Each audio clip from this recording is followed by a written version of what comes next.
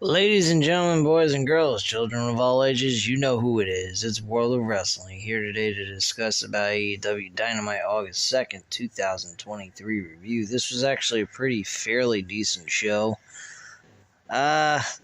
Wasn't too happy with the women's championship match being the main event, and I don't care what anyone says. If you want to say I'm sexist, fine. I don't give a shit.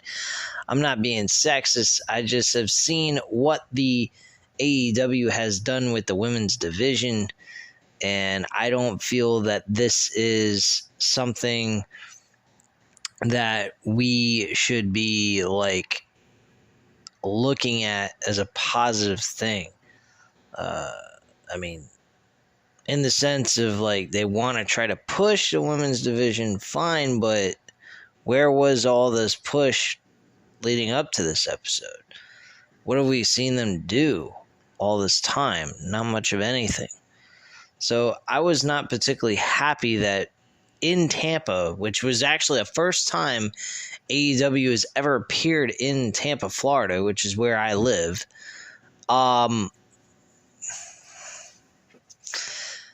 Anyway, I think that was pretty fucked up that this was the main event match that we decided to go with.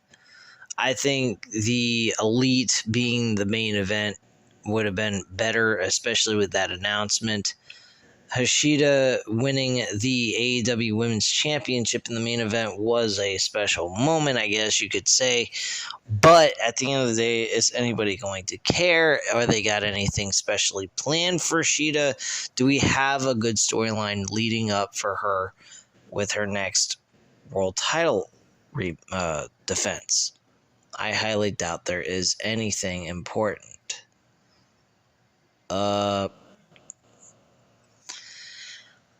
There is a lot of news going on. The Young Bucks and Kenny Omega have re-signed with AEW, so we will see them stay with AEW. Thank God. I did not have any doubts in my mind, though, that they were going to leave AEW. I think they would have been making the most foolish mistake in their careers by going to WWE, especially the way Cody Rhodes is being treated there. I think Cody Rhodes should have won the Undisputed Universal Championship belt from Roman Reigns at WrestleMania. Based on the way things are going now, my gosh, this has been absolute trash from what I've heard. I have not watched Raw not one time since after WrestleMania. And I refuse to watch it. I have heard, though, that the shows have been better, but they're somewhat boring. And I don't know how that a show can be good while being boring at the same time. How those two go hand in hand in one sentence makes absolutely no fucking sense to me, but to each his own, I guess. There's also been some news about Vince McMahon. I want to talk about this because my friend Matt87 Eagle brought this to my attention. I have not been paying much attention to the wrestling news as of late, simply because of the fact that our random wrestling talk show has been kind of up in the air. I don't know when I'm going to bring that back. I've been trying to go live on the internet, but it seems like every time I go ahead and do it, I get nothing but fucked up problems and issues with it. So I'm still trying to figure out the kinks on how to get that fixed. I don't know if it's YouTube, my computer being outdated, and I just need to get a new one. I'm not sure at this point. And currently, right now, you guys seem to be very satisfied with the content. I'm still getting a plenty of activity from you guys, viewership, subscribers here and there, which is good. But I really miss being able to interact with you guys at least once a week about the wrestling news and all the stuff going around in the pro wrestling world. But here's some interesting information. Vince McMahon responds to the grand jury's subpoena via WWE internal statement. Vince McMahon has broken his silence regarding this morning's latest controversy. Earlier this morning, it was announced in WWE's quarterly earnings report that federal law enforcement agents executed a search warrant and served a federal grand jury subpoena on Mr. McMahon. No charges have been brought in these investigations. WrestleVotes took to social media this morning to reveal a statement that Vince McMahon made this morning internally to all WWE employees. This is what he said. In 2022, WWE formed a special committee to review allegations of misconduct against me. That review was concluded in November 2022 following an extensive investigation. Throughout this experience, have always denied any intentional wrongdoing and continue to do so. I am confident that the government's investigation will be resolved without any findings of wrongdoing. I am focused on completing the recovery process from my recent spinal surgery and ongoing our transaction with Endeavor, which will create one of the preeminent global sports and entertainment brands. This is what Vince McMahon finished to say. End of quote. It was also announced that this morning that McMahon has been on medical leave from all WWE duties since July 21st of 2023. No wonder why Raw has been actually a fairly decent show in some capacity. SmackDown has not made any bit of sense whatsoever. So, especially with LA Knight. I don't know what the fuck they're doing there. But whatever.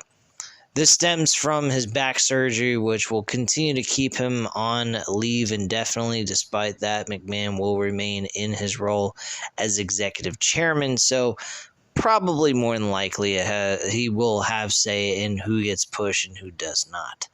So, there you go. There's a little WWE input that should make Rachel Buck extremely happy. To get some sort of WWE content on the channel, since I did not do SmackDown last night. I was kind of busy with some stuff in my own personal life, so I never got an opportunity to get around to it. I will go ahead and review SmackDown tomorrow on Thursday, and then give you guys another SmackDown review that actually goes live on Friday. So you guys will get your SmackDown reviews in, because I'm willing to do SmackDown, but I am sure as hell am not going to be doing anything, and I mean anything, with Monday Night Raw. Fuck that. That, you can stick that in your pipe and smoke it, because I ain't fucking doing that shit. But anyway, let's go ahead and get into the AEW Dynamite show for August 2nd, 2023. Again, like I said, this was a fairly decent, entertaining show. There was a few things that, again, like I said, the women's title match being the main event, I don't know if I could say that was something that I was totally intrigued by. It wasn't a bad match by any means. I'm not going to say that. That would be a total slap in their face. They put it in the work for this match. They gave them a fairly decent amount of time to make it a main event match as well. So I'm not going to shit all over it, but there has not been a whole lot of build going on in the women's division at all for us to even really invest our time in for this matchup being a main event. I would have rather seen the Elite teaming at the end of the show in a 6-man tag team match, or even Chris Jericho teaming with Takeshita against Sammy Guevara and Daniel Garcia. But none of those things took place. I would even have taken MJF at the end of the show, cutting a promo and making the announcement that him and Adam Cole are going to compete for the World Heavyweight Championship at none other than All In on August 27th, which, by the way, guys, I will be buying that pay-per-view. I don't know if I will be buying the All Out pay-per-view the next week. That is a lot of fucking money. That's $50 or $100 total. I cannot afford that at all. So All In is going to have to do. All Out, I will figure out a way. Sorry about that. That was my girlfriend on her phone. She's kind of just chilling over here in the same room as me. And sorry about that. So if you happen to hear any noise in the background, that's just because she's trying to live her life as well. Anyway, let's get into it, guys. We have Chris Jericho and Takeshita teaming together against Sammy Guevara and Daniel Garcia. This match, this was fairly decent matchup. I liked what happened at the end. We had a little bit of mixed feelings by Chris Jericho at the end when Daniel Garcia had him in the sharpshooter and Don Callis decided to just take the baseball bat and smash it into Daniel Garcia's face. And Jericho goes, "What the fuck was that about?" Because at the end of the day, he still has a ton of respect for Daniel Garcia and Sammy Guevara, as well as the rest of his group that he was working with at the time. But it seems like he's in a bit of a situation where he's kind of dealing with something that he really shouldn't have gotten involved in. And it's kind of giving you kind of sympathy for Chris Jericho. He's kind of like stuck in the middle of a rock and a hard place here with this whole situation. But it is what it is. Backstage, Tony Khan thanks the fans for watching. Says AEW celebrating an important milestone on the road to AEW All In. Khan thanks the fans, AEW's roster and staff, and then a video package highlights the history of AEW. Great. Matt Menard confronts Chris Jericho backstage and tells him there's a mandatory Jericho Appreciation Society meeting next week. That should be pretty entertaining, I guess. We'll finally break down some walls here, no pun intended, to Chris Jericho's submission hold. But it should be entertaining just to see how things go with that whole entire meeting that they have together. Anyway, moving forward here, the next segment was Jack Perry and Jerry Lynn face-to-face segment. FTW champion Jack Perry calls out Jerry Lynn. Lynn comes to the stage and says he'd love to make an example out of Perry, but that would be child abuse. Lynn says he would never get cleared to compete, but he called a good friend of his who used to wrestle in ECW as well. They were actually rivals in the ECW over the ECW Television Championship that Rob Van Dam held the longest, by the way, over a single year. And made that title more important than the World Heavyweight title in ECW, if you can believe that shit. Anyway, Lynn reveals that his friend still wrestles today. I don't know when he has last wrestled, except for an Impact about 2 or 3 years ago. He turned heel, and then he kind of disappeared off the planet after a while of after his contract was expired in Impact Wrestling. But Rob Van Dam comes out in his original old school ECW theme song by Pantera, and he confronts Perry, who rolls out of the ring and walks away, and RVD does his Rob Van Dam taunt. And Perry tries to attack RVD, but he has it scouted. Van Dam sends Perry running, and the FTW champion leaves through the crowd. He also utilizes a child and has him sit on his lap. Well, bizarre if you ask me. I thought that was kind of strange when I saw it myself. But yeah, that's what happened. Later on in the show, there was an announcement that RVD will be competing for the FTW Championship under Extreme rules, or in their case, they're going to say FTW rules, which we all know is ECW type of rules, where there are no rules, of course. So basically a no holds barred. Anyway, a video package highlights tonight's title match between Toni Storm and Akirashita. Okay, great, wonderful. Then we get a triple threat anything goes match with Trent Beretta, Jon Moxley, and Penta El Zero Miedo. This match was what you expect. A full-fledged fucking no-holds-barred match. What else do you think it was going to be? Jon Moxley pulled out all the stops. He went ahead. He whipped out his fucking thumbtacks. He had all kinds of things going. I mean, you name it, you got it on this fucking matchup. Chairs, tables, you got it. That's pretty much it. Yeah.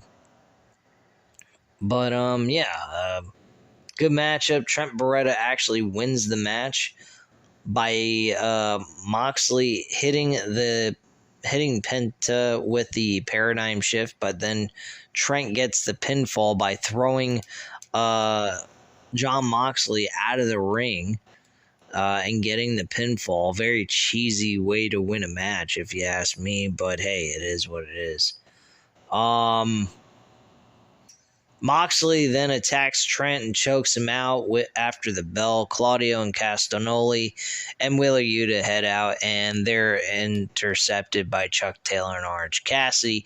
I'm liking the way this is going. This is giving Orange Cassidy some major importance against a team that was in a main event 2 or 3 weeks ago in Blood and Guts against the Elite.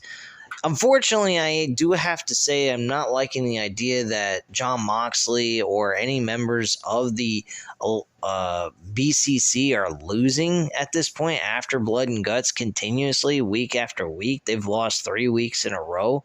I'm not particularly too keen on this. I mean, the idea of Trent Beretta picking up a victory over Penta without Moxley being the person to take the L, I guess that's okay. That's not too terrible. But still, it's not exactly what I would particularly want to see out of this group, who's a top-notch faction within AEW's roster. So, that's just my viewpoint on that. Anyway, after Orange Cassidy and Chuck Taylor intercept Wheeler Yuta and Claudio Castagnoli, Moxley joins the fight, and Trent dives onto the Blackpool Combat Club, and Taylor throws a chair at Claudio's head. Cassidy drills Moxley with the orange punch, and Taylor challenges the Blackpool Combat Club to a fight in the parking lot at Daly's place for Rampage. That's a very intriguing idea to throw out at the audience to get some ratings on this fucking Rampage show and start giving some people some idea that maybe, just maybe, the fucking Rampage show means anything for people who want to tune in for. But then again, they probably aren't. This is just a one and done type of match. This is not going to get anybody to want to continuously tune in for AEW Rampage anyway. It's just an hour long anyway, so it's not like the end of the world if they were to totally cancel it and remove it from their weekly television. Personally, I think that they should. I think that we should get an overlap of what we can't get on Dynamite onto Collision on Saturday nights. I'd love to see Blackpool Combat Club on Saturday nights here and there. I would love to see Jon Moxley go up against CM Punk for the AEW Real World Championship. Personally, just to go ahead and renew that rivalry one last time. Of course, I would have CM Punk retain the title. I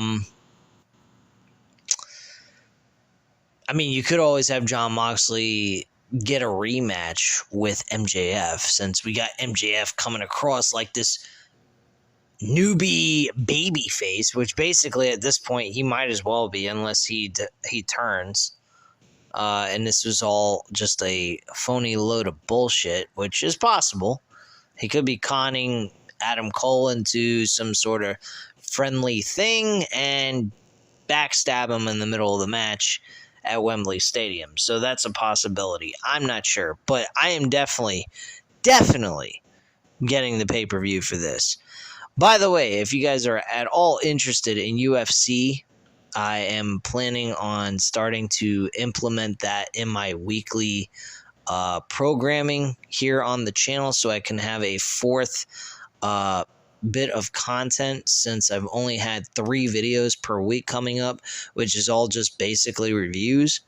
I may start implementing some small little video clips of me talking about some wrestling news that I'm interested in talking about. That might be something I may start doing here and there in my own free time. It doesn't take that long, maybe like 5-6 minutes. So it's not that hard to do, and it doesn't take a long period of time to do. So I may start doing that as well. Just give you guys some sort of content on this channel. I'm providing you guys something, not nothing, thankfully. But I really want to get this channel off the ground. Slowly but surely I'm doing that. But I want to get a bigger boost quick, and not just in a slow, repetitive pace.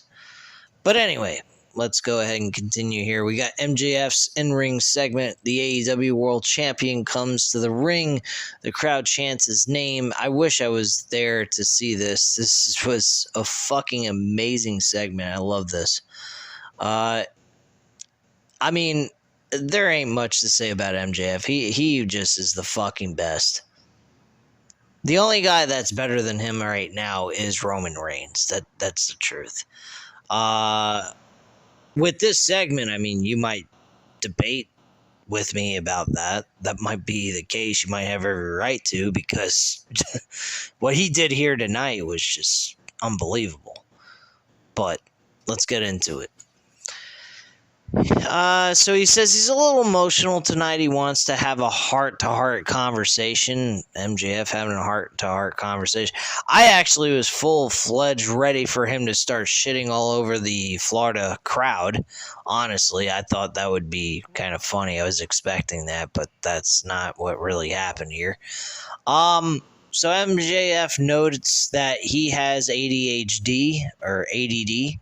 I actually am aware of that. He's discussed this once before on another segment he had a while back. I think this was before he became the World Heavyweight Champion, when he was pretending to be the audience's friend, and then he turned on them anyway. Don't count that out. That could happen again. Anyway, and other disorders, including rejection-sensitive disorder. He says he can't regulate rejection based emotions. MJF admits that there's a lot of stuff about him that people don't know, as he has been through a lot, as we all MJF. So throw your pity party somewhere else. You have plenty of money in your pocket, and you have a very entertaining lifestyle, probably, that a lot of people don't have. So please, save the pity party for somebody else. I have a lot of those same issues. I'm a Jew as well. I also have a learning disability. I've been picked on in school, and I've been fucked over and rejected more times than I can count. So excuse me, MJF, for not feeling sorry for you. But you are a very entertaining wrestler, and you really know how to pull people's heartstrings. So I'll give you that. So MJF recalls how bullies threw quarters at him and called him a Jew boy. He says he can still feel the quarters hitting him in the chest, and he can hear the laughter as well. Boy, sounds like me a little bit. with people making fun of my nickname, which I'm not going to say here on the air. Besides, I don't even give out my real name on here anyway. MJF says that they showed him that everyone was a scumbag, and he'd have to stab people in the back to get ahead. Something I've felt for a very long time. I felt like being a nice guy really doesn't get you anywhere until I met my girlfriend. Anyway, MJF says he has started to realize that that's no way to live, as he has become a scumbag himself. He admits he's still a scumbag and he wants to be everyone else's scumbag. I thought that was pretty fucking hilarious. But he goes ahead and he says being a scumbag is easy, but being vulnerable is hard. Very true. Leaving yourself open for people to stab you in the fucking back and piss on you at the same time. Have to admit that. That is 100% fact. It is hard to be vulnerable in this world because the world don't give a fuck about you. MJF says he knows it would kill him if he opened himself up to people and got rejected, as it would make him feel the way he did when he was bullied. MJF says he's not scared anymore, and that's because of the fans. Wow, whoever wrote this is a fucking idiot. The fans that taught him that they care about him. MJF says he won't change overnight, but he's still a scumbag, but he's ready to be your scumbag. Again, like I said earlier, this was a very, very funny comment. I was on the fucking floor laughing. I wish I would have been there to actually hear it in person instead of just on television. He gets he's our scumbag chant. Thought that was fucking hilarious as well. MJF says Adam Cole helped him see that he deserved a friend. MJF asks Adam Cole to come to the ring and calls him his best friend. Cole comes out and says MJF continues to impress him. He says MJF is one of the best wrestlers in the world. Cole emphasizes that he is impressed by the man MJF is becoming. He tells MJF that he is not alone. Cole says he used to be a jerk because he was scared and he didn't understand what being a man was. He says MJF is becoming the man he is meant to be. Cole tells MJF he and the fans are proud of him. MJF points out that Cole is wearing their new t-shirt, but says he called him out for another reason. They also did a funny little skit trying to pretend like they're advertising it on national television. Go to AEWshop.com now and buy your shirts. They're limited time only. Thought that was pretty funny. They fucked up with the camera, though. They panned it on the wrong angle, and it came out like shit. Thank you, by the way, for that. For being idiots on that one. That was really nice. Little thing they were doing, and they kind of fucked up with the camera angle. So he says he promised Cole he'd give him a shot at the world title. MJF says Cole doesn't deserve a match. But he threw people for a loop, and he says he wants to clarify that he doesn't deserve just any match. He deserves the match. MJF says Cole deserves to face him in the main event of AEW All In. Cole tells MJF he loves him, and they hug, and the match graphic is shown on the screen. Now, I'm going to go ahead and say this. I'm very happy that they announced a main event, but where the fuck is the rest of the matches for All In? This is a huge fucking event. This is taking place in London, England, in Wembley Stadium, for all fucking places. They got 73,000 fans, I believe, that are already bought a ticket, and all they got is one fucking match announced on August 2nd. Are they fucking kidding? Come on, man. That's my small little rant for tonight. Get the fuck out of here with this bullshit. Come on, give us some more matches. They couldn't announce 2 more matches for the fucking show? This is a big fucking pay-per-view and you fucking give people 1 damn match. It's August 2nd. 25 days until the fucking event actually happens and we got 1 match announced. Get the fuck out of here. Hopefully they only do like 6 matches, make it for 3 hours, and they make them like 30 minutes each or something like that. Some kind of fucking shit. But my God, man, 1 fucking match announced, and it was an obvious match everybody knew, and there's nothing going on here. There's nothing going on. There is a very good, heartfelt story being told, and a possible screw job at the end of all of this. But other than that, guys, we ain't got nothing going on for this fucking All-In show. None whatsoever. Anyway, we go backstage and we find Roderick Strong throwing a fucking temper tantrum, acting like a complete fucking buffoon. And Matt Taven and Mike Bennett come out, which were former friends with Adam Cole in Ring of Honor back in the day, when Ring of Honor was actually good and worth watching. Anyway, Matt Taven and Mike Bennett show up and say Cole always forgets about his real friends. So apparently, the Kingdom with Matt Taven and Mike Bennett might join forces with Roderick Strong to go ahead and destroy Adam Cole and MJF. That's a possibility. Anyway, we get the Elite with Kenny Omega and the Young Bucks against Jeff Jarrett, Jay Lethal, and Satnam Singh. This was whatever. Kenny Omega, of course, gets the win for his team. They get the One-Wing Angel on Jay Lethal and get the 1-2-3, and they walk away victorious. They also had Jay Lethal get involved. The Hardy Boys got involved in this match to stop the Jeff Jarrett, Satnam Singh, and Jay Lethal from doing anything here of like screwing them over in the match. Thought that was kind of cool. The Hardy Boys have not been anywhere to be found. They've been on Rampage, which I don't watch Rampage. They're supposed to be in a 6-man tag team match with Keith Lee this coming Friday. So I have no idea what that's going to be like. I might tune in for Rampage possibly for some little fun wrestling action that I haven't watched in a while.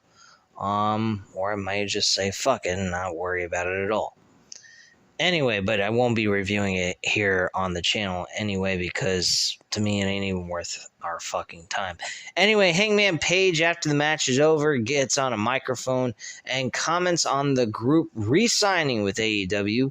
Omega says whether it's Dynamite, Rampage, Ring of Honor, or even Collision, which I found very interesting and I hope it fucking happens soon. I want to see Kenny Omega and CM Punk for that real world championship. That would be well worth everybody's fucking time. If they really wanted to, they could book that match for fucking All In if they want to. That would be awesome, and I'd be totally down for that shit.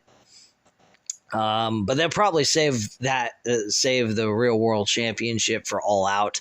I don't think CM Punk is having anything to do with Wembley Stadium, but he did mention it, so who knows? He might be in a 6-man tag team match with him and FTR against the Elite. That's a possibility. Who knows? Anyway, they go to a video promo. AR Fox explains that he turned on Darby Allin because Darby never thanked him for helping him land in AEW. Strickland says the Mongol embassy takes care of their own. He plays a video of himself and AR Fox going to Nick Wayne's gym and attacking him. They beat Wayne up to the point he's bleeding to death. They use Allen's phone to call Allen. What? They use Nick Wayne's phone to call Allen, and Strickland asks him why he couldn't call Fox years ago when he got an AEW contract, meaning Darby Allin. And Strickland tells Allen they're the ghosts of his past, and they're going to haunt him. This was a full-on assault, and in reality, if they really wanted to do something here with this story, they could go ahead and file a fucking legitimate well, it would be a storyline, but they could file an actual assault charge on the embassy for what they did. So, I mean, that's always a possibility to throw that in there just to make things a little interesting. Put them in handcuffs, put them in a car, drive them out of the fucking arena, that type of thing. That'd be kind of cool. Maybe even have Darby Allin attack them through the at backstage while they're handcuffed and beat the shit out of them, and he gets arrested along with them. Maybe they have they could have a steel cage match, a tag team steel cage match with Darby Allin and Nick Wayne against AR Fox and Swerve Strickland.